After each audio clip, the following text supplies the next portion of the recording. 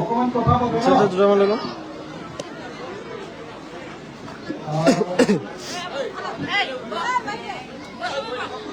আজি সময় সভাপতি তথা আমাৰ লখিমপুৰ জিলাৰ সভাপতি ৰাইজৰ দলৰ শেখৰজ্যোতি তামুলী, আমাৰ ইয়াৰ লখিমপুৰ জিলাৰ আটাইতকৈ জ্যেষ্ঠ নেতা আৰু আমাৰ কেন্দ্ৰীয় ৰাইজৰ দলৰ প্ৰতিনিধি আজাদ হাজৰিকা দাদা, আমাৰ ৰাইজৰ দলৰ উপসভাপতি কেন্দ্ৰীয় উপসভাপতি অকণমান আমাৰ মানুহখিনি আঁতৰি দিলে কথাখিনি পাতি ভাল পাম।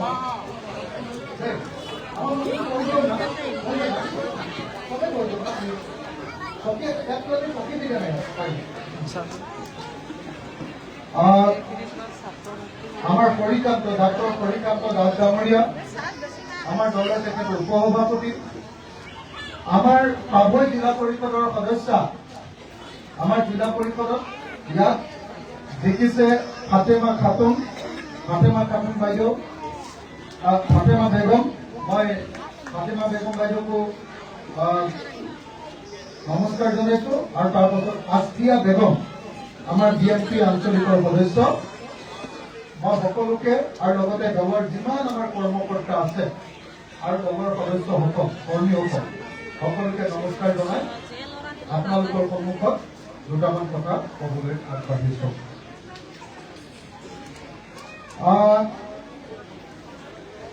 একচুৱেলি আপোনালোকৰ মনত আছে নে নাই নাজানো,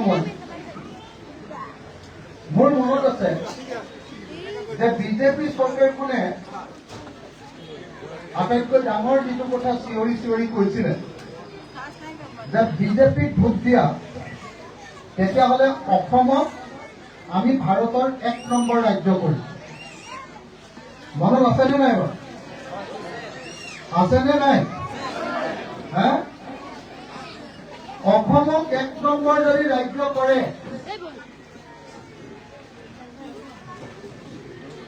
অসমক যদি 1 নম্বৰ ৰাজ্য কৰে, তেতিয়াহ'লে অসমখনেই আটাইতকৈ ধনী হ'ব লাগিব। মোক আপোনালোকে এটা কথা কওকচোন, যোৱা 10 বছৰত বিজেপি চৰকাৰৰ দিনত আমাৰ ইয়াত থকা কিমান মানুহ ধনী হৈছে? আমাৰ ইয়াত থকা মানুহবিলাক যিবিলাক আছে, সেই মিটিংখনতে ধৰক 500 মানুহ আছে। এই 500 মানুহৰ ভিতৰত বিজেপি চৰকাৰেতো কৈছিলে যে চবকে ধনী কৰি দিম, হয়নে? ভাৰতবৰ্ষৰ 1 নম্বৰ ৰাজ্য কৰি দিম। কোৱাটো মনত পৰেনে নপৰে আপোনালোকৰ? শ্ৰেষ্ঠ ৰাজ্য কৰি দিম বুলি কোৱাটো মনত পৰেনে নাই? একচুৱেলি শ্ৰেষ্ঠ ৰাজ্য বা 1 নম্বৰ ৰাজ্য হ'লনে নাই? আমি কেই নম্বৰত আছো এতিয়া?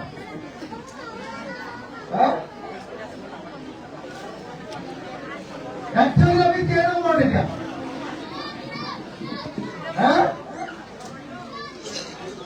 আগতকে আমাৰ অৱস্থা ভাল হৈছে নে বেয়া হৈছে? একচুৱেলি সঁচা কথা কওকচোন, বেয়া হৈছে নে ভাল হৈছে? বেয়া হৈছে। বেয়া হৈছে নে ভাল হৈছে? বেয়া হৈছে। আগতে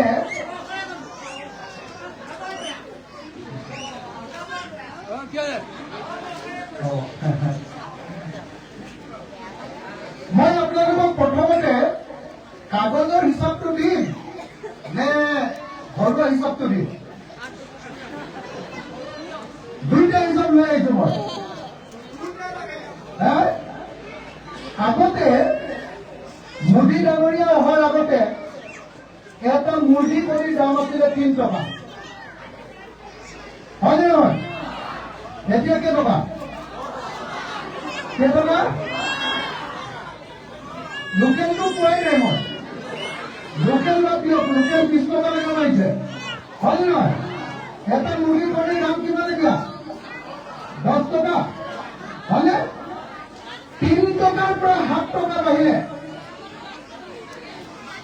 আপোনালোকৰ ইনকাম আগতে যদি 300 টকা আছিলে এতিয়া 1000 টকা হলনে নাই এদিনত হলনে নাই ইনকাম উপাৰ্জন বাঢ়িলে নে নাই হা বস্তুৰ দাম 3 টকাৰ পৰা 7 টকা কিবা 10 টকা হ'ল 7 টকা বাঢ়িলে 3 টকাৰ পৰা হয়নে 1 কেজি নিমখৰ দাম আছিলে 3 টকা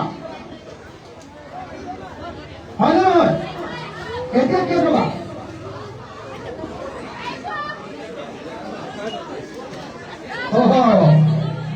এতিয়া নিমখৰ দাম একেবাৰে মানে খোলাকে পোৱা নিমখৰ দাম 10 টকাৰ পৰা 35 টকাৰ ভিতৰত হয়নে নহয় হয়নে নহয় হয় হয়নে আপুনি এটা হিচাপ কৰি চাবলৈ মই 2-3টামান কথা কৈছো তেতিয়াহ'লে আপোনাৰ মনত পেলাম ভাল হৈছিলে দিনবিলাক বেয়া হৈছে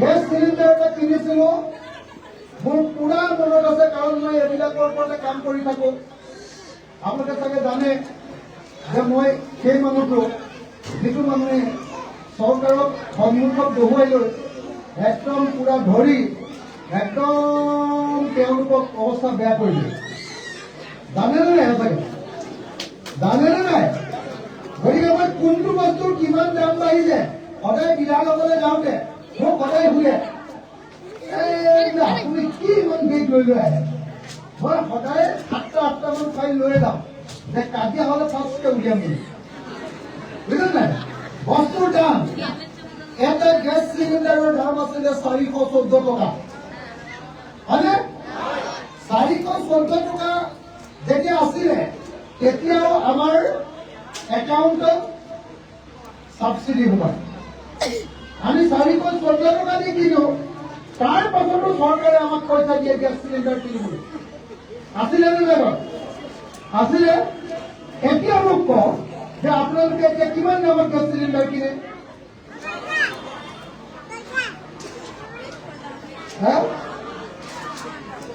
একদম বাঢ়ি গৈছিলে 1152 টকালৈকে এতিয়া অলপ কমিলে হয়নে মাজতে কমিলে মানে ইলেকশ্যনৰ সময়ত কমাই দিলে আৰু হয়নে নহয় এতিয়াও ঘৰ পাবৰ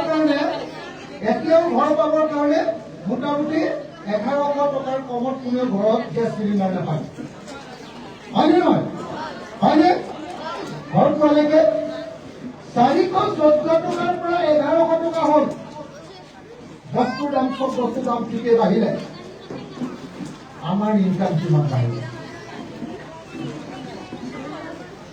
আপুনি নিজে চাই লওক দেই নিজে চাই লওক এটাকে মই হিচাপ দি দিব পাৰিম মোৰ চব মুখস্থ আছে আৰু মই এইটোৰ ওপৰতে কাম কৰো আৰু মোৰ মুখৰ আগত হিমন্ত বিশ্ব শৰ্মাই থাকক বা অন্য কোনোবাই থাকক মই একেবাৰে ধুই লৈ যাম চাইনে নাচাই আপোনালোকে কেতিয়াবা চাইনে নাচাই সেইকাৰণে মই আপোনালোকক একদম স্পষ্টকে কৈছো এটাকে চাওক আগতে আমাৰ ল'ৰা ছোৱালীবিলাক চৰকাৰী স্কুলত পঢ়িছিলে পইচা খৰচ নাছিলে আজিকালি ব্যক্তিগত স্কুললৈ যায় পইচা খৰচ হয় মাহে মাহে পইচা খৰচ এডমিশ্যন ফিজ আৰু মাকজনী গৈ স্কুলৰ সন্মুখত ৰৈ থাকি গোটেই দিনটো হাজিৰাটো গ'ল হয়নে নহয় বাৰু হয়নে নহয় এতিয়ালৈকে এই চৰকাৰৰ দিনত 11,000খন স্কুল অসমত বন্ধ কৰি দিলে 11,000খন স্কুল বন্ধ কৰি দিলে কিমান 11,000খন স্কুল বন্ধ কৰি দিলে আৰু 11,000 স্কুল বন্ধ কৰি দিয়াৰ পাছত অসমৰ আটাইতকৈ দামী স্কুলখন খুলি ল'লে অসমৰ মুখ্যমন্ত্ৰী হিমন্ত বিশ্ব শৰ্মাৰ পত্নী ৰিণী ভূঞা শৰ্মাই স্কুলখনৰ নাম কি বান্দ্ৰা ইণ্টাৰনেশ্যনেল স্কুল অসমৰ একমাত্ৰ স্কুল য'ত IB অৰ্থাৎ ইণ্টাৰনেশ্যনেল বোৰ্ডৰ কোৰ্চ চলে যেতিয়া মুখ্যমন্ত্ৰীৰ পত্নী বা মুখ্যমন্ত্ৰীৰ ঘৰত যেতিয়া প্ৰাইভেট স্কুল খুলিব কৰবাত ৰাইজে চৰকাৰী স্কুলত ভাল শিক্ষা পাবনে? হয়নে নহয় কওক আপোনালোকে? হয়নে নহয়? মুখ্যমন্ত্ৰীয়ে যেতিয়া বেপাৰী হ'ব, হয়নে? মুখ্যমন্ত্ৰীয়ে যেতিয়া বেপাৰী হ'ব, তেতিয়াহ'লে যদি প্ৰজাসকল যদি তাৰ গ্ৰাহক হয়, মুখ্যমন্ত্ৰীৰ যদি গ্ৰাহক হয়, তেতিয়াহ'লে মুখ্যমন্ত্ৰীয়ে প্ৰজাসকলক শোষণ কৰাৰ বাহিৰে বেলেগ কিবা থাকিবনে? হয়নে নহয়? পৃথিৱীৰ আটাইতকৈ ডাঙৰ ৰেষ্টুৰেণ্টখনৰ নাম কি বাৰু? আটাইতকৈ দামী ৰেষ্টুৰেণ্টৰ চেইনটোৰ নাম কি বাৰু? পৃথিৱীৰ আটাইতকৈ দামী ৰেষ্টুৰেণ্ট, খোৱা বস্তুৰ হোটেল, ৰেষ্টুৰেণ্ট বুলি ক'লে বুজি পাইছে নহয়? ৰেষ্টুৰেণ্টখনৰ নাম মেকডোনাল্ড। আৰু অসমৰ মুখ্যমন্ত্ৰীৰ পত্নীয়ে নিউজ লাইফৰ কাষতে গুৱাহাটীৰ আটাইতকৈ ডাঙৰ মেকডোনাল্ডখন বিবেক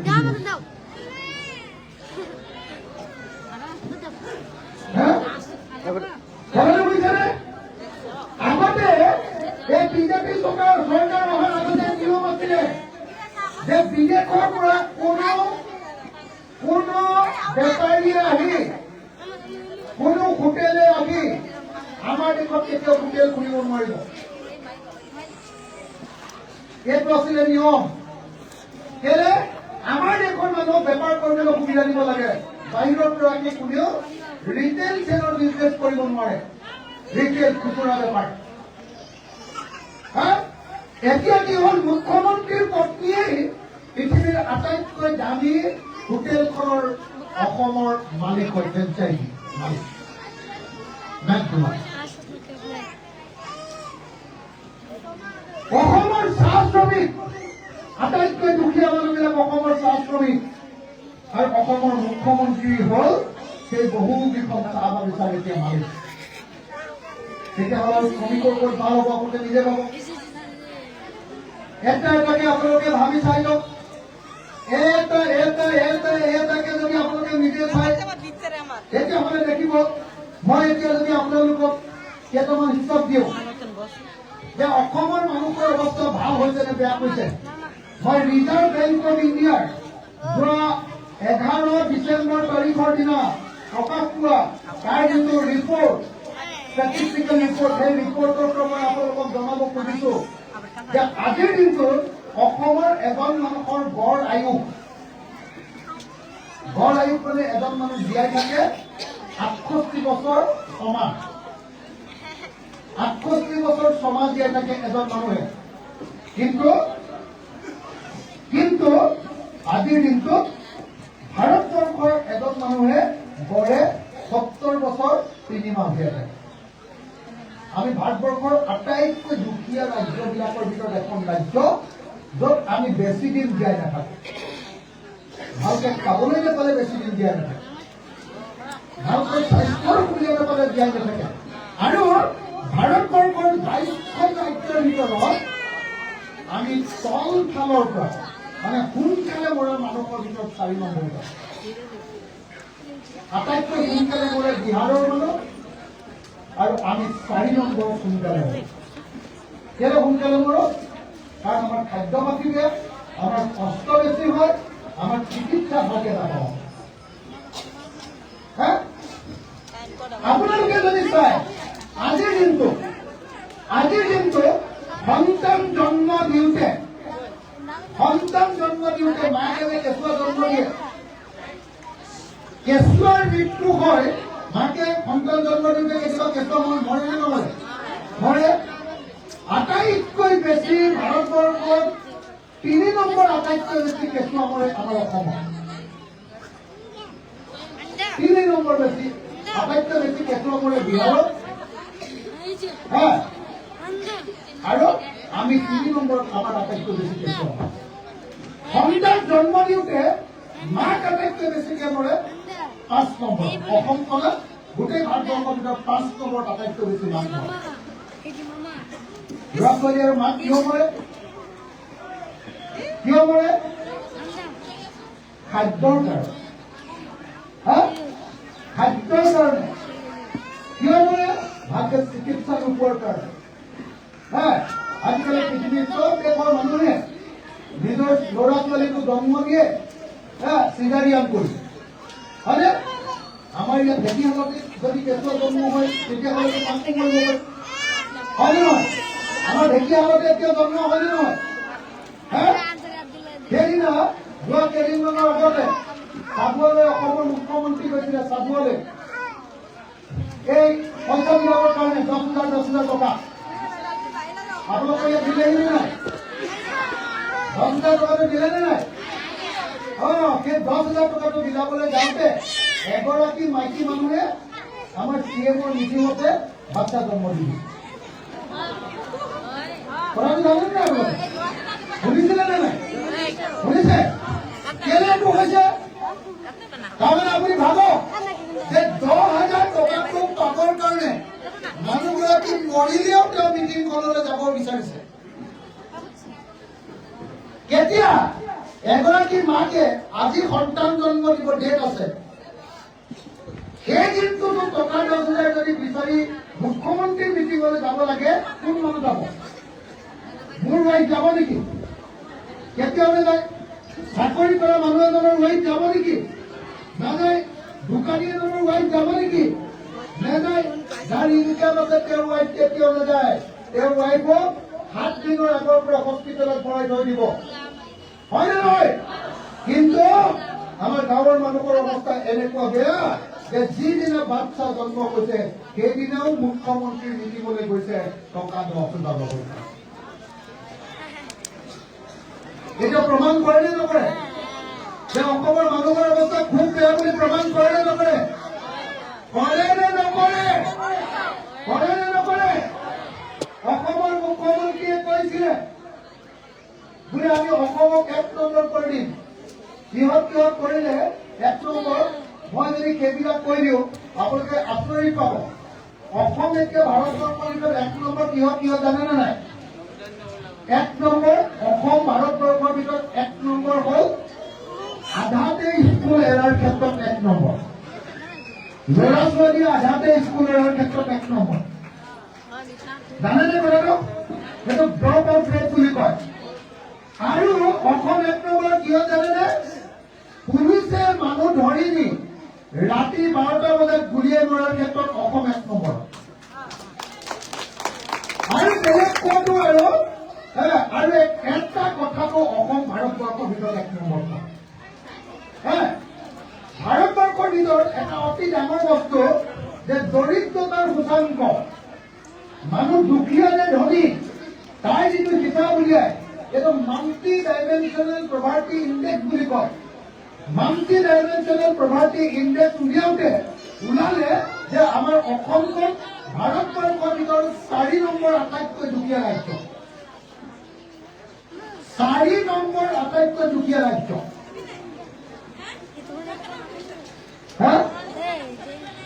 সদায় ৰাইজ, এতিয়া মই আচল কথাবিলাকলৈ আহিব খোজো। ৰাইজ, আপোনালোকে মোক এটা কথা কওকচোন, আপোনালোকে প্লিজ মোক এটা কথা কওকচোন, এটা মাত্ৰ কথা কওক যে একচুৱেলি কি কাম কৰিলে আমাৰ অসমৰ চব মানুহবিলাকে ধনী হোৱাৰ বুদ্ধি কি আছে কওক? কি কৰিলে আমি প্ৰত্যেকটো পৰিয়াল ধনী হ'ব পাৰিম?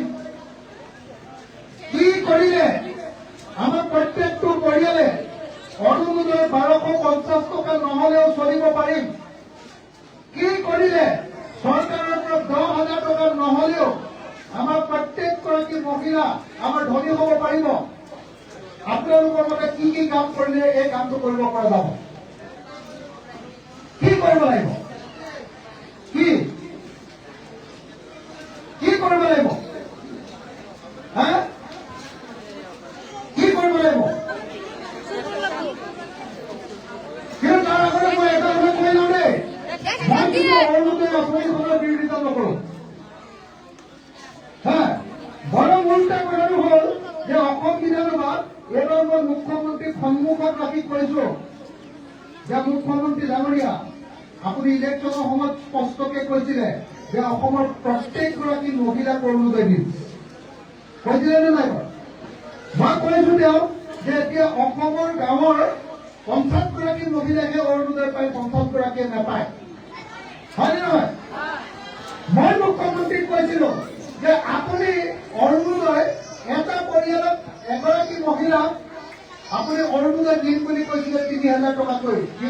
আছে 1250 টকাকৈ। এইবাৰ মই মুখ্যমন্ত্ৰীক ধৰিছিলো যে আপুনি এইবাৰ নিৰ্বাচনৰ আগত অসমৰ সকলো মহিলাকে অৰুণোদয় দিয়াৰ ব্যৱস্থা কৰিব লাগে।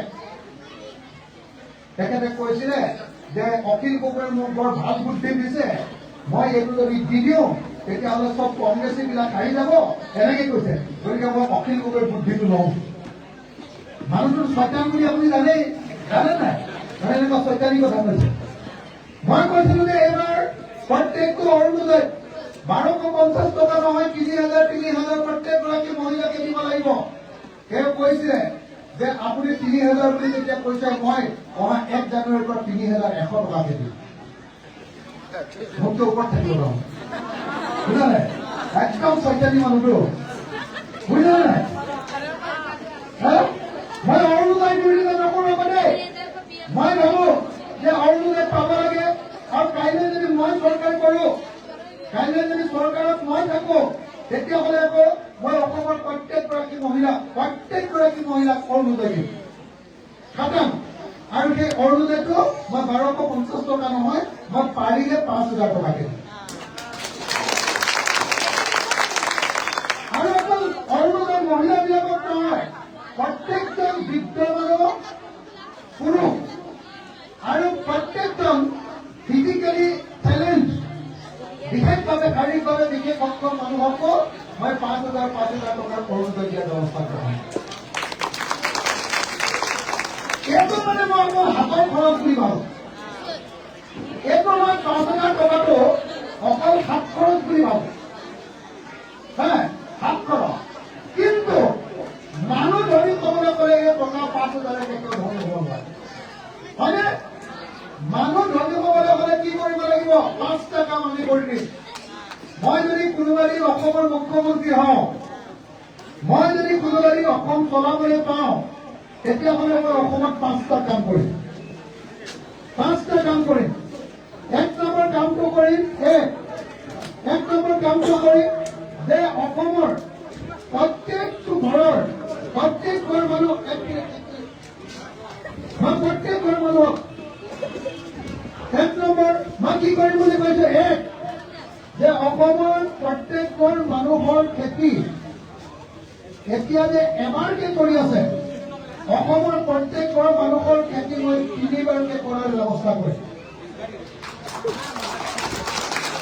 ভাল হ'বনে বেয়া হ'ব? 3বাৰ খেতি কৰিবৰ কাৰণে মই কি কৰি দিম জানেনে আপোনালোকক? 1 নম্বৰ, মই প্ৰত্যেকৰ ঘৰতে পথাৰত বিনামূলীয়াকৈ পানী, খেতি কৰিবৰ কাৰণে পানী দিম। মই কোনো পধ্যে বৰষুণৰ পানী পৰিলে খেতি কৰিব পাৰিব, এনেকুৱা অৱস্থালৈ কাকো ৰৈ থাকিবলৈ নিদিওঁ। চবৰ পথাৰতে পাইপ দিয়া হ'ব, চবৰ পথাৰতে পানী দিয়া হ'ব। আৰু কোনোবাই যদি নিজে টিউবৱেলৰ পানী উলিয়াই লয়, তেতিয়াহ'লে তেওঁক ইলেক্ট্ৰিচিটিৰ কানেকশ্যন দি দিয়া হ'ব। দ্বিতীয় কাৰেণ্টৰ কথাটো দি দিয়া হ'ব। সকলোৰে পথাৰত পানী। 2, এখন গাঁৱত 5খনকে ডাঙৰ ট্ৰেক্টৰ দি দিয়া হ'ব। 3বাৰ খেতি কৰিবলৈ হ'লে, পথাৰত 3বাৰ খেতি কৰিবলৈ হ'লে নাঙলেৰে খেতি কৰিব নোৱাৰে। গৰুৰে খেতি কৰিলে 3বাৰ খেতি নহয়, হয়নে নহয়? কিন্তু চবেই আমাৰ ট্ৰেক্টৰ কিনিব পাৰিব জানো? নোৱাৰে। গতিকে এখন গাঁৱত মই 5খনকে ডাঙৰ ট্ৰেক্টৰ দি গাঁৱৰ মানুহে ট্ৰেক্টৰখন চলাই খাব লাগিব। ভাল হ'বনে বেয়া হ'ব? 3 নম্বৰ, মই বিনামূলীয়াকৈ সকলোকে বা একেবাৰে কম দামত সাৰ দিয়াৰ ব্যৱস্থা কৰিম। ৰাসায়নিক সাৰ, ইউৰিয়া আৰু DAP। ভাল হ'বনে বেয়া হ'ব? এইটো দিয়া NPK বুলি কয়, NPK দিয়াৰ ব্যৱস্থা কৰিম। 3 নম্বৰ। 4 নম্বৰ, মই কি কৰিম জানেনে? সকলোকে এনেকুৱা ধানৰ বা এনেকুৱা সৰিয়হৰ বা এনেকুৱা শাক পাচলিৰ বা এনেকুৱা ঘেঁহুৰ বীজ দিম, যাতে সোনকালে ধানটো পকে। তেনেকুৱা সোনকালে পোৱা ধান আৰু সৰিয়হৰ বীজ দিম, যাতে এডৰা পথাৰতে 12 মাহৰ ভিতৰত 4টা খেতি উঠি যাব পাৰে। মই আপোনালোকক কথা দিব খুজিছো, যিদিনা মই চৰকাৰৰ শাসনৰ দায়িত্ব পাম, সেইদিনাৰ পৰা 5 বছৰৰ ভিতৰত অসমৰ একডৰা পথাৰো কাকো পেলাই থবলৈ নিদিওঁ। যি বছৰত 3 বাৰ খেতি কৰিব তেওঁলোকৰ কাৰণে খাজনা সম্পূৰ্ণ ফ্ৰী কৰি দিয়া হ'ব। আৰু যি খেতি নকৰি পথাৰডৰা পেলাই থব তেওঁলোকৰ কাৰণে খাজনা 3 গুণ বঢ়াই দিয়া হ'ব। ভাল হ'বনে বেয়া হ'ব? পথাৰ কাকো পেলাই থবলৈ নিদিওঁ। মই অসমত বছৰৰ 12 মাহে খেতি কৰা ৰাজ্যত পৰিণত কৰিম। বছৰৰ 12 মাহে খেতি কৰা ৰাজ্যত পৰিণত কৰিম। আজিৰ দিনটো আপোনালোকে যদি চাই তেতিয়াহ'লে অসমত 1 হেক্টৰ মাটিত ধান আমি এবাৰেই কৰোঁ মাত্ৰ, কিন্তু এবাৰ কৰাৰ পাছতো 7.5 বিঘা মাটিত আমাৰ ধান উৎপাদন হয়। আমি ধান পাওঁ কিমান জানেনে? 1 বিঘা মাটিত 2226 কিলোগ্ৰাম। 2 quintal 226 KG. নহয়, 22 কুইণ্টেল। আমি 7.5 বিঘা মাটিত অকল 22 কুইণ্টেল ধান পাওঁ। 22 কুইণ্টেল ধান পাওঁ। কিন্তু পাঞ্জাৱত 4 বাৰ খেতি কৰে, কিন্তু ধান পায় এবাৰত কিমান পায় জানেনে? 1 হেক্টৰ মাটি ধান পায় কিমান জানেনে? 44 কুইণ্টেল 28 কেজি। আমি পাওঁ 22 কুইণ্টেল, তেওঁলোকে 44 দুগুণ 44 কুইণ্টেল 28 কেজি পায়। দুগুণ। বুজিলে? তাৰমানে আমাৰ বিঘাত কিমান ধান উৎপাদন হয়? কেমন? আমার বিঘা কেমন হয়? 20 গুণ। 20 গুণ মানে হাইব্রিড হলে হয় না? নহলে 15 গুণ। যদি আমার ইয়াত 15 গুণ হয়, পাঞ্জাবত 30 গুণ হয় বিঘা। আমার ইয়াত কি করো? আমি ভালকে পথাৰত পানীও নাচাওঁ, ভালকে সাৰো নিদিওঁ, জাবৰ উঠি ওপৰলৈ উঠি আহে, এনেকুৱা আমাৰ খেতিটো ধান পাম। হয় নে নহয়? মই আপোনালোকক কথা দিছোঁ, যিদিনা মই আমাৰ অসমৰ দায়িত্ব পাম সেইদিনৰ পৰা অসমৰ প্ৰত্যেকজন খেতিয়ক আচল খেতিয়ক হ'ব। খেতিয়কজন আটাইতকৈ দুখীয়া এনেকে কঁকাল বেকা নহ'ব। অসমৰ প্ৰত্যেকজন খেতিয়কে নিজে গাড়ী লৈ নিজৰ পথাৰলৈ যাব পৰা অৱস্থা মই কৰিছোঁ। প্ৰত্যেকগৰাকী মহিলাই ধান যাবলৈ যাওঁতে স্কুটি লৈ যাব পৰা আমাৰ অৱস্থা কৰি দিম।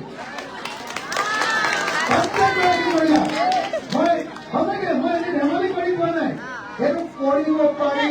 চৰকাৰে প্ৰথম আৰু প্ৰধান দায়িত্বটোৱে হ'ল মানুহৰ উৎপাদনশীলতা বৃদ্ধি কৰা, মানুহৰ উৎপাদনশীলতা প্ৰডাক্টিভিটি বৃদ্ধি কৰা। আৰু আমাৰ চৰকাৰে কি কৰিছে?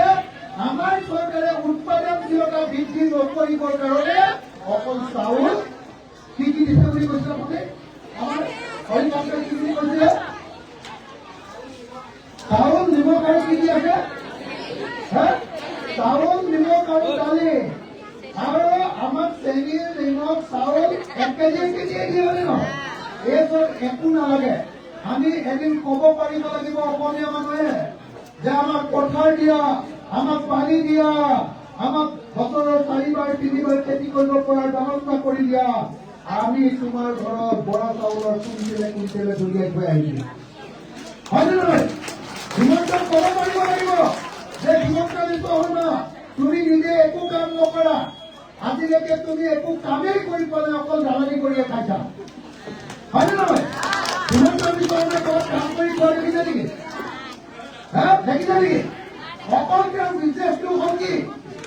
এই একমাত্ৰ বিজনেছটো পলিটিক্স হয় নে নহয়? হয় নে নহয়? যে পলিটিক্স কৰি অকল লোকক ঠগি খাইছে। আমি হিমন্ত বিশ্ব শৰ্মাক ক'ব পাৰিম যে তুমি আমাক 1250 টকাৰ অৰুণোদয় দিব নালাগে, মই তোমাক 1 কুইণ্টেল জহা চাউল দিম, কিন্তু তুমি আমাক আৰু নঠগিবা। যোৱা আপুনি বুজি পাইছে নে আমাৰ কি অকল কৈছে? পাইছে? সঁচাকে মই আপোনালোকক কৈছো, যিদিনা মই যেতিয়া দায়িত্ব পাম, আমি চৰকাৰৰ দায়িত্ব পাম, সেইদিনাৰ পৰা 5 বছৰৰ ভিতৰত মই অসমৰ প্ৰত্যেকজন খেতিয়ক আৰু ৰোৱনীক ধনী মানুহত পৰিণত কৰি দিম। 1 নম্বৰ। 2, মই কি কৰিম জানেনে? 2 নম্বৰ যিটো কাম কৰিম সেইটো হ'ল অসমৰ প্ৰত্যেকঘৰ মানুহ যি খেতি কৰিলে কিন্তু 5টা মানুহ আছে 3টাই খেতি কৰিলে হৈ যায় কাৰণ মাটি কম 2টাই খেতি কৰিলে হৈ যায় কাৰণ মাটি কম আৰু 3টা এনেই ঘৰতে পৰি আছে এতিয়া কি কৰিছে সেই গোটেই 3টাই বেংগলৰলৈ গৈছে নে নাই চেন্নাইলৈ গৈছে নে নাই কেৰেলালৈ গৈছে নে নাই কোনোবা কেৰেলালৈ গৈ অসমীয়া মানুহ ধনী হৈছে নেকি চেন্নাইলৈ গৈ কোনোবা ধনী হৈছে নেকি বেংগলৰলৈ গৈ ধনী হৈছে নেকি নাই হোৱা মই আপোনালোকক গেৰাণ্টি দি কৈছো যিদিনা মই শাসনলৈ আহিম ৰাইজৰ দল শাসনলৈ আহিব সেইদিনাৰ পৰা অসমৰ এজনো ল'ৰা বেংগলৰলৈ যাব নালাগে অসমৰ নিজৰ গাঁৱতে তেওঁক কাম দিয়াৰ ব্যৱস্থা কৰা হ'ব মই কেনেকৈ কাম দিম মই চবকে চাকৰি দিম কোনো এজন মানুহে পুৰুষে হওক বা মহিলাই হওক মোৰ মায়ে হওক বা মোৰ পেহীয়ে হওক মোৰ বাইদেৱে হওক বা মোৰ ভণ্টিয়ে হওক মোৰ ভাইটিয়ে হওক বা মোৰ ককাইদেৱে হওক মোৰ বন্ধুৱে হওক বা মোৰ পেহাদৱে হওক মোৰ দেউতাক হওক বা মোৰ খুড়ানীয়ে হওক কোনো এজন মানুহে কাম নোপোৱাকৈ থাকিব মই অসমৰ প্ৰত্যেকখন গাঁও অসমৰ প্ৰত্যেকখন নগৰৰ বস্তি অসমৰ প্ৰত্যেকখন বাগানৰ লাইন আৰু অসমৰ প্ৰত্যেকখন চৰ চাপৰি অঞ্চলত এটা সৰু ক্ষুদ্ৰ উদ্যোগ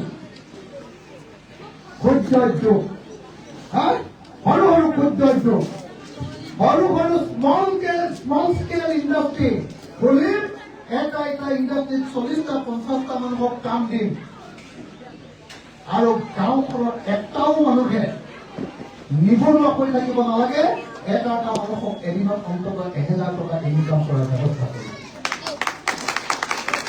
কেনেকে দিম আপোনালোকে চাবলে ধৰক আজি আমাৰ ইয়ালে এখন মিচিং গাঁৱৰ কোন মিচিং গাঁৱৰ মানুহ আহিছে ইয়ালে কপাত চাপৰি 1 মিনিট ঘূনাসুতি বা কপাত চাপৰি মিচিং গাঁৱত ভীমকল হয়নে নহয় হাতীয়াকল ভীমকল আমি যে সৰু ল'ৰা ছোৱালীক কওঁ হয়নে নহয় দা হয় মই আপোনালোকৰ মিচিং গাঁও এখন মিচিং গাঁও এটা মিচিং গাঁও এটা ভীমকলৰ ফেক্টৰী বনাই দিম ভীমকলৰ পৰা কি বনাম ভীমকলৰ পৰা কি বনাম হৰলিক্স তাৰ কাৰণে আপোনালোকে মোক গাঁৱত এটুকুৰা মাটি দিব এটা ঘৰ দিব মই আপোনালোকক চৰকাৰৰ পৰা এটা মেচিন দিম আপোনালোকে তাত কাম কৰিব কি কাম কৰিব মাগৰাকীয়ে কি কৰিব ভীমকলটো কাটি ৰ'দত শুকুৱাই দিব পকা ভীমকল তাৰপিছত দেউতাজনে কি কৰিব মতামতে ভীমকলজোপা কাটি কল থোকটো আনি আমাৰ ফেক্টৰীত লগাই দিবহি আপুনি মহিলাবিলাকে কাটি শুকুৱাই দিব তাৰপিছত মই মেচিনত সেইটো চেপি দিম তাৰ কাৰণে ইঞ্জিনিয়াৰ লগত থাকিব অসম চৰকাৰৰ পৰা ইঞ্জিনিয়াৰ থাকিব আৰু তাৰ লগত আকৌ পেকেজিং কৰিবৰ কাৰণে বেলেগ মেচিন থাকিব আৰু এনেকৈ হৰলিক্সৰ নিচিনাকে আপোনাৰ চেৰেলেকৰ নিচিনাকে আমাৰ ভীমকলৰ পৰা বেবী ফুড ভীমকলৰ পৰা শিশু খাদ্য ল'ৰা ছোৱালীয়ে খোৱা খাদ্য বনাই আৰু সেই খাদ্য মই আমেৰিকাত বিক্ৰী কৰি অসমীয়া মানুহক ধনী কৰিছে ধৰিব পাৰিছে নে নাই ধৰিব পাৰিছে আজি মুছলমান গাঁও এখনত খুব বিলাহী খেতি কৰে মই বিলাহী খেতিখিনি কি কৰিম মই পোনে সেই বিলাহীখিনি চৰকাৰে কিনি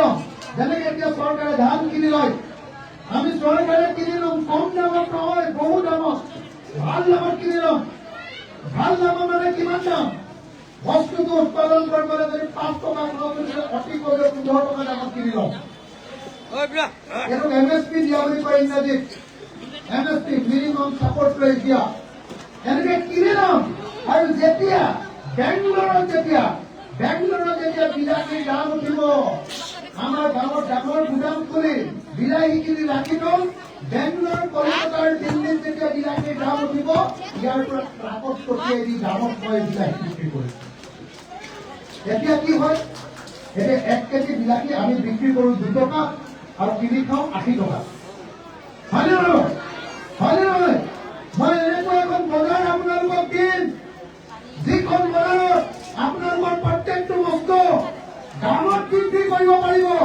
আৰু যদি বজাৰত বিক্ৰী নহয় সেইটো চৰকাৰে কিনি ল'ব আৰু চৰকাৰে এনে কিনি নলয় সেই বিলাহীটোৰ পৰা কি কৰিব বাহিৰৰ মাৰ্কেট দখল কৰিব আৰু যদি মাৰ্কেট দখল কৰিব নোৱাৰে সেই বিলাহীটোৰ পৰা আমি কি বনাম চচ বনাম চচ মানে জানেনে চচটো কিহৰ লগত খায় ৰুটি ব্ৰেড চাওমিন চচ খায়নে নাই হয়নে নহয় এতিয়া আমাৰ ইয়াতে চচ বনাম আপোনালোকে বনাব আপোনালোকে খালি বিলাহী দিবলৈ আহিব লাগিব বিলাহী কাটিব লাগিব চচ বনোৱাৰ কাৰণে যিমান চিষ্টেম লাগিব চিষ্টেম দি দিম আপোনালোকে এইটো বনাব আৰু সেই চচ আমি পৃথিৱীৰ বজাৰত বিক্ৰী কৰিম তেতিয়াহে অসমীয়া মানুহ ধনী হ'ব হয়নে নহয় অকল 1250 টকা দিলে মানুহ ধনী হ'ব নেকি হ'ব নেকি আৰে হ'ব নেকি নহয় অকল 1250 টকা কেতিয়াও অসমৰ মানুহ ধনী নহয় অসমৰ মানুহ যদি ধনী হ'ব নালাগে অসমৰ প্ৰত্যেকজন মানুহৰ প্ৰডাক্টিভিটি বঢ়াব লাগিব উৎপাদনশীলতা বুজিছেনে প্ৰত্যেকজন মানুহৰ উৎপাদনশীলতা বঢ়াব লাগিব মইতো ভাবো যদি বেংগলোৰলৈ ভাবনে মনে একদম ধুনীয়াকে শুনি লওক যদি বেংগলোৰলৈ আমাৰ ইয়াৰ পৰা কোনোবা চিকিউৰিটি গাৰ্ড যায়ো কিমান দৰমহা পায় 14,000 হয়নে নহয় 14,000 হয়নে নহয় মই সেই চিকিউৰিটি গাৰ্ডক কি কৰিম জানেনে নাই প্ৰত্যেকখন টাউনত মই চৰকাৰৰ পৰা এটা ট্ৰেইনিং চেণ্টাৰ খুলিম তেওঁলোকক মই পুলিচৰ ট্ৰেইনিং দিম মই তেওঁলোকক বন্দুকৰ ট্ৰেইনিং দিম মই তেওঁলোকক চাৰ্টিফিকেট দিম আৰু তেতিয়া তেওঁলোকে যদি বেংগলোৰত গৈ যদি চিকিউৰিটি গাৰ্ড কৰিবলৈ যায় এতিয়া যদি 14,000 পাইছে তেতিয়াহ'লে অতি কমেও 40,000 টকাৰ দৰমহা পাব কথাটো বুজি পালেনে নাই আমাৰ ঘৰত যিগৰাকী মহিলাই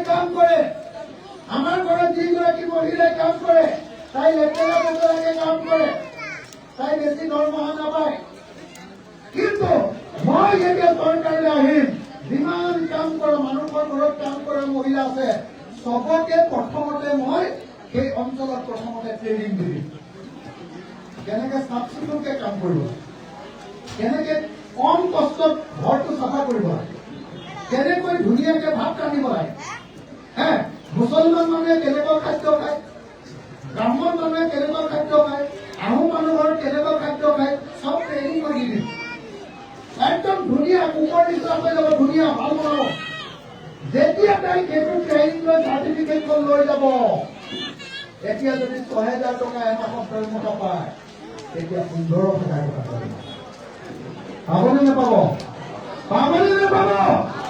আমাৰ চৰকাৰে এই কামটো কৰিব পাৰেনে নোৱাৰে আমাৰ বাহিৰলৈ গৈ আজিৰ দিনটোত পৃথিৱীত আটাইতকৈ বেছি মানুহে কামত সোমাই ড্ৰাইভাৰৰ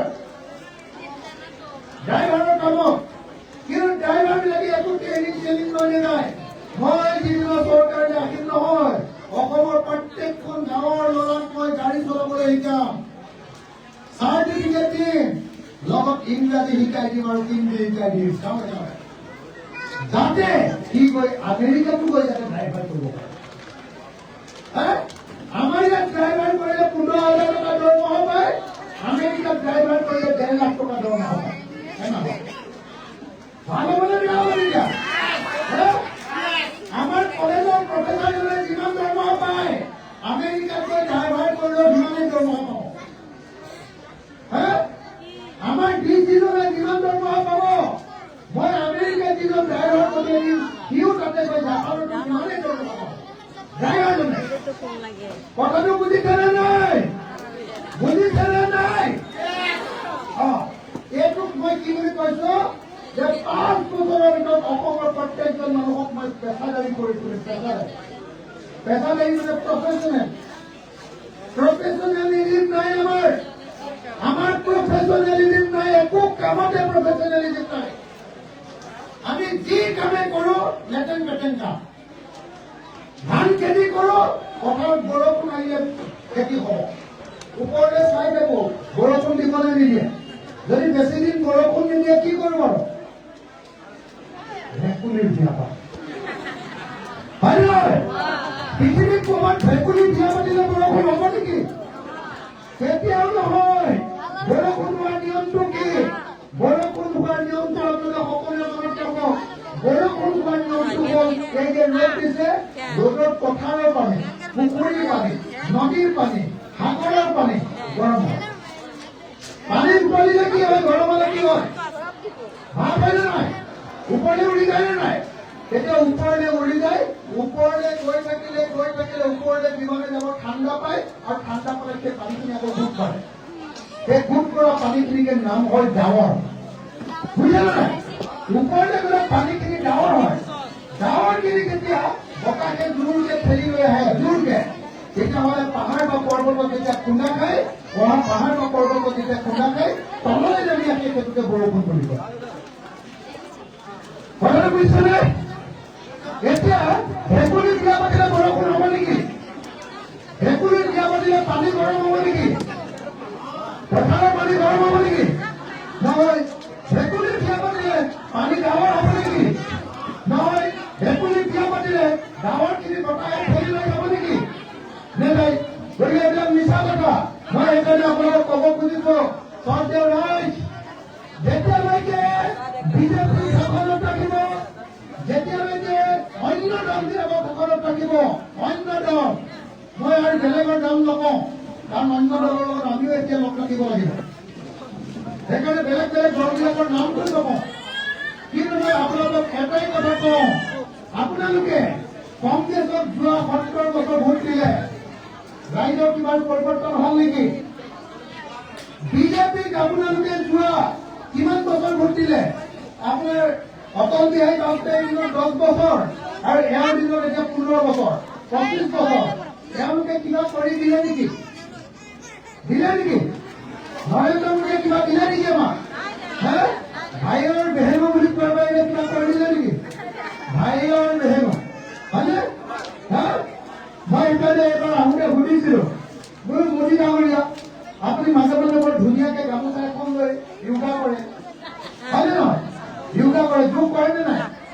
মই সুধিলো, বোলো আপুনি গামোচাখন লৈ যে ইমান য়োগা কৰে, আমাৰ অসমৰ আটাইতকৈ মৰমৰ মানুহ জুবিন দা মৰি যাওঁতে আপুনি এবাৰো অসমলৈ আহিব নোৱাৰিলেনে? হয়নে নহয়? আহিবলেতো নাহিলে। আকৌ মই সুধিলো, বোলো আপুনি ছিংগাপুৰ চৰকাৰৰ লগত এই এনকুৱাৰীটো ভালকে কৰিছনে নে বুলি এবাৰ খবৰ ল'লেনে? ল'লে নেকি? আনকি অসমৰ মুখ্যমন্ত্ৰীক সুধিও নাচালে এবাৰ যে তোমালোকে এনকুৱাৰীটো ঠিকমতে কৰিছা নাই। বুজিছেনে? সেইকাৰণে মই আপোনালোকক দীঘলীয়াকৈ ক'লো, কিন্তু আজি মই আপোনালোকক একচুৱেলি যিকেইটা কথা ক'বলৈ আহিছো, সেইকেইটা অলপ বেলেগ ধৰণৰ কথা পাতিবলৈ আহিছিলো। মই আজি কথা পাতিবলৈ আহিছিলো আমাৰ দলৰ অকল কৰ্মীসকলৰ লগত। মই কথা পাতিবলৈ আহিছিলো, এটা কথা স্পষ্টকে মই আপোনালোকৰ লগত কথা পাতিবলৈ আহিছিলো। পুৰাপুৰিকে এইবাৰ আমি নাওবৈচা সমষ্টিটোত ৰাইজৰ দলৰ কেণ্ডিডেটক জিকাব লাগে। আপোনালোকে মোক সহযোগিতা কৰিব নে নকৰে? ইয়াৰ যিমানখিনি মানুহ আছে, আপোনালোকে যদি মেডিয়াৰ নহয় বহি দিয়ক না প্লিজ, অকল মেডিয়া কেইজনক থাকিব দিয়ক না। মেডিয়া নোহোৱাখিনি বহি দিয়ক না, মই শান্তিৰে কথা কওঁ, অকল মেডিয়া থাকিব হা। মই আপোনালোকক সুধিব কৈছো, মেডিয়াৰ বাহিৰে সকলোৱে বহি দিব। মই আপোনালোকক সুধিব কৈছো, সঁচাকে সুধিব কৈছো, মই আপোনালোকক সুধিব খুজিছো একদম স্পষ্টকে, আপোনালোকে মই অসম বিধানসভাত মাত থকা কথাটো জানে নে নাজানে? সঁচাকে জানে নে নাজানে? জানে নে নাই? সঁচাকে খবৰ পায় নে নাপায়? মই এইবাৰ যে অসমত প্ৰত্যেকবাৰে মই যে বৃদ্ধ পেঞ্চন 5,000 টকা দিব লাগে, এই কথাটো যে মোৰ বাহিৰে আৰু কোনেও নধৰে আপোনালোকে জানে নে নাই? অৰুণোদয় 1250 টকা নহয় 5,000 দিব লাগে বুলি কোৱা মানুহটো মোৰ বাহিৰে যে আন কোনো নহয় আপোনালোকে জানে নে নাই? জানে নে নাই? জানে? অংগনবাদী কৰ্মী, সহায়িকা, ৰান্ধনী এই আটাইবিলাকৰ দৰমহা বঢ়াব লাগে বুলি কোৱা মানুহটো মোৰ বাহিৰে যে আন কোনো নহয় আপোনালোকে জানে নে নাই? জানে নে নাই? সঁচাকে জানে নে? জানে? আমাৰ পথাৰত পানী দিব লাগে বুলি চৰকাৰৰ মাথা গৰম কৰি দিয়া মানুহটো মোৰ বাহিৰে যে আন কোনো নহয় আপোনালোকে জানে নে নাই? সঁচাকে জানে নে? হিমন্ত বিশ্ব শৰ্মাক 2 নম্বৰী ধৰা মানুহ মোৰ বাহিৰে যে অসম বিধানসভাত কোনো নাই এইটো কথা আপোনালোকে জানে নে নাই? আপোনালোকে কি ভাবে মোৰ নিচিনা বিধায়ক অসম বিধানসভাত লাগে নে নালাগে? লাগে নে নালাগে? লাগে নে নালাগে? মই এটা বিধায়কে অসম বিধানসভাখন কপাই থাকো। সঁচা কথা কৈছো। বিজেপি, এজিপি, ইউপিপি, এলপিপিয়ে তেওঁলোকৰ লগ লাগি আছে 90 জন। আৰু আমাৰ গোটেই বিৰোধীবিলাকৰ আছো আমাৰ 90 জন নহয়, তেওঁলোকৰ অলপ কম হ'ব। আমাৰ গোটেই বিৰোধীবিলাকৰ লগ লাগি আছো আমি 51 জন মোক ধৰি। তাৰে কিছুমান গুচি গ'ল বিজেপিয়ে, কংগ্ৰেছৰ মানুহ বহুত কেইজন বিজেপিৰে গুচি গ'ল, হয়নে নহয়? তাৰ মাজত যি থাকিলে সিহঁতিও তাৰে বহুতে বিজেপিকে ভোট মাৰিলে ৰাজ্যসভা আৰু ৰাষ্ট্ৰপতি ইলেকশ্যন, হয়নে নহয়? আৰু একদিনো ৰাইজৰ স্বাৰ্থত একদম হিমন্ত বিশ্ব শৰ্মা চৰকাৰখনক ধৰি জোকাৰি দিয়া বুলি কৈ যে একদিনো জোকাৰি নিদিওঁ। মই অকলে হিমন্ত বিশ্ব শৰ্মাক ধৰি ৰাখিলো, হয়নে নহয় বাৰু? আপোনালোকে মানেনে নামানে কথাটো? মানে নে নামানে? মানে নে নামানে? হয়নে? সঁচাকে হয়নে নহয় কথাটো? মই যে অকলে যুঁজি থাকো গম পাই নে নাপায়? এতিয়া মোক কওঁ যে মোৰ নিচিনাকে বিধানসভা মোৰ লগত যদি আৰু 10টা যদি বিধায়ক থাকিলেহেঁতেন, এতিয়াতো মই হিমন্ত বিশ্ব শৰ্মাক কপাই দিছো, এতিয়াতো মই হিমন্ত বিশ্ব শৰ্মাক কন্দুৱাই দিব পাৰিলোহেঁতেন নে নাই? হয়নে নহয়? হয়নে নহয়? অসমৰ প্ৰত্যেকগৰাকী মাতৃক তেওঁ অৰুণোদয় দিয়াব পাৰিলেহেঁতেন নে নাই? বস্তুৰ দাম কমাব পাৰিলেহেঁতেন নে নাই? পাৰিলেহেঁতেন নে নাই? সেইকাৰণে মই আপোনালোকৰ গাঁও অঞ্চললৈ আহিছো, মই আপোনালোকৰ পৰা জানিবলৈ আহিছো যে মোৰ লগত আপোনালোকে মোক কেইজনমান বিধায়ক দিয়ক, মই আপোনালোকক এখন নতুন অসম দিম। মই আপোনালোক জনাবলৈ আহিছো, মোক ৰাইজৰ দলত আপোনালোকে 10 জন বিধায়ক দিয়ক, মই আপোনালোকক এখন নতুন অসম দিম। মোক ৰাইজৰ দলত আপোনালোকে 10 জন বিধায়ক দিয়ক। আপোনালোকৰ নাও বৈঠাৰ পৰা ডাক্তৰ হৰিকান্ত দাস মোৰ ভাই, ভাল ল'ৰা, এইবাৰ ৰাইজৰ দলৰ পৰা ডাক্তৰ হৰিকান্ত দাস মোক আপোনালোকে কথা দিব লাগে।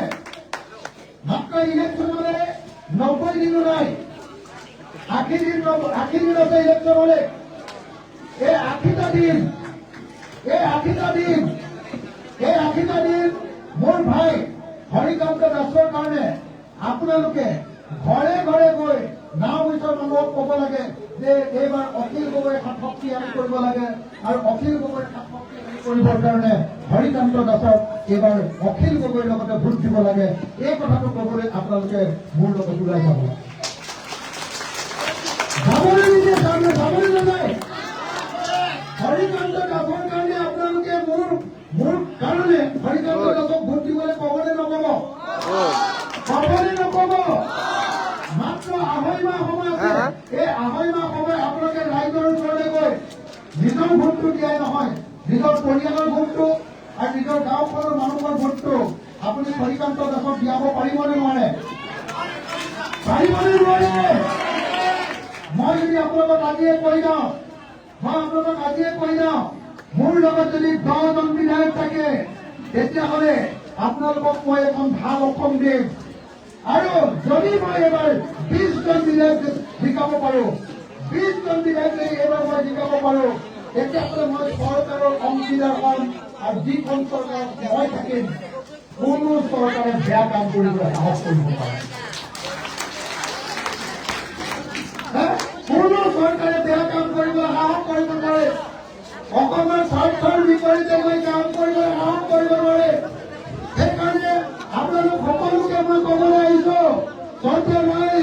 মোক আপোনালোকৰ পৰা এটা মাত্ৰ মৰম লাগে মই আপোনালোকৰ কাৰণে জীৱন দি দিছো মই এতিয়ালৈকে আপোনালোকৰ কাৰণে 36 বাৰ জেল গৈছো মোৰ ওপৰত 165টা কেছ লগাইছে 165টা কেছ লগাইছে মই 36 বাৰ জেল গৈছো কেৱল আৰু কেৱল আপোনালোকৰ কাৰণে এইবাৰ নাই বছৰলৈকে মোক এজন বিধায়ক দিব লাগে হৰিকান্ত দাসক এইবাৰ ভোট দিব লাগে আপোনালোকে জীৱনে নিদিয়ে আপোনালোকে মোক কওক যদি দিব কোনে সকলোকে হাত তাৰিবলৈ মই আপোনালোকক মোক এইটো সমৰ্থন কৰিবলৈ অনুৰোধ জনাইছো সকলোৱে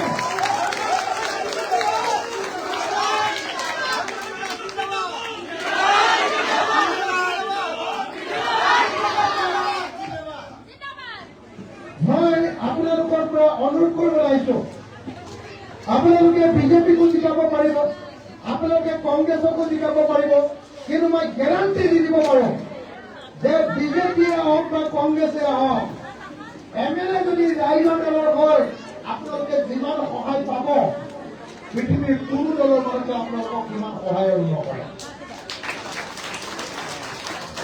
দেই সেইকাৰণে মই আপোনালোকক অনুৰোধ কৰিবলৈ আহিছো বেলেগ একো কথাই নাই মাত্ৰ এটাই অনুৰোধ কৰিবলৈ আহিছো যে এইবাৰ হৰিকান্ত দাসক নাওবৈচা সমষ্টিৰ পৰা আপোনালোকে জিকাই দিয়ক আৰু মই আপোনালোকৰ কাৰণে জীৱন তুলিবলৈ সাজু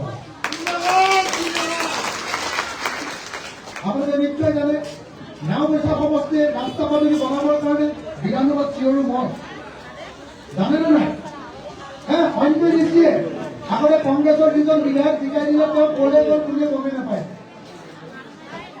কোনেও গমেই নাপায় গম পাই নাপায় কংগ্ৰেছৰ 9 বছৰ বিধায়কজন এতিয়া ক'ত আছে গম পায় নেকি আপোনালোকে পায় নেকি নাপায় গতিকে আপোনালোকে বেলেগ দলৰ মানুহক জিকাই লাভ নাই ৰাইজৰ দলত বিধায়ক জিকাওক ৰাইজৰ দলে আপোনালোকক অসমৰ ইতিহাসত 9 বছৰ ইতিহাসৰ আটাইতকৈ ভাল বিধায়কজন আপোনালোকক উপহাৰ দিয়ে মই আপোনালোকক কথা দিছো যে যদি হৰিকান্ত দাসৰ ভিতৰত যদি কিবা 2 নম্বৰী আছেও মোৰ লগত থাকিলে তাত মই কোনো 2 নম্বৰ কৰিব নিদিওঁ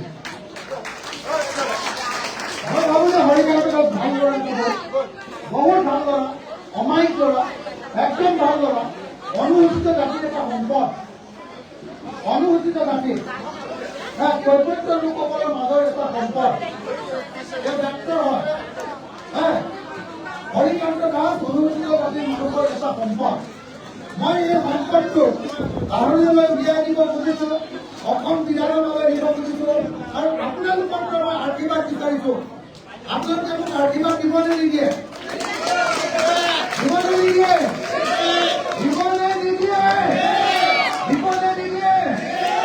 যদি দিয়ে মই বেছি দীঘলীয়া কথা নকওঁ মই আপোনালোকৰ ইয়ালৈ কেইবাদিন ধৰি থাকিবলৈ আহি যাম প্ৰত্যেকখন গাঁৱলৈকে এবাৰ যাম আৰু প্ৰত্যেকখন গাঁৱত কি সমস্যা আছে মই নিজৰ ডাইৰেক্ট লিখি লম আৰু মই ইলেকশ্যনৰ আগত আপোনালোকক কথা দি যাম যে সেইকেইটা কাম কৰিম আৰু ইলেকশ্যনৰ বিষয়ৰ এবছৰৰ ভিতৰত মই আপোনালোকৰ কামকেইটা গোটেইকেইটা কৰি শেষ কৰিম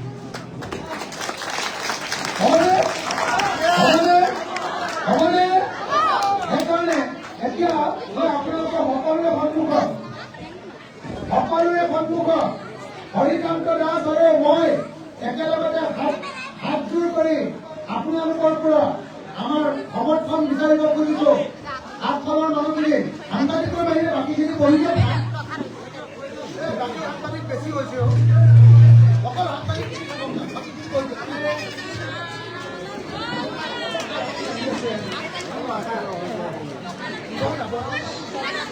একেলগে আমি এটা নমস্কাৰ কৰিব খুজিছো মানুহবিলাকে দেখা নাই নহয় কি হৈছে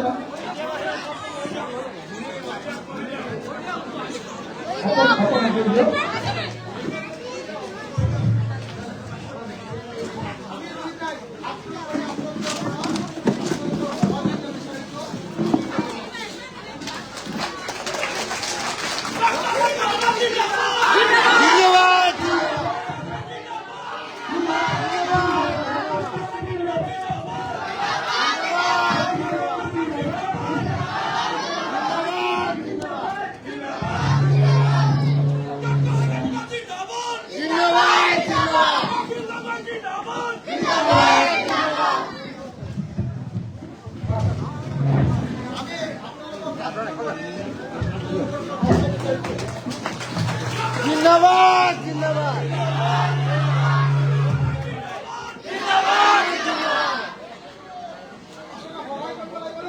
জিন্দাবাদ আসো ধন্যবাদ।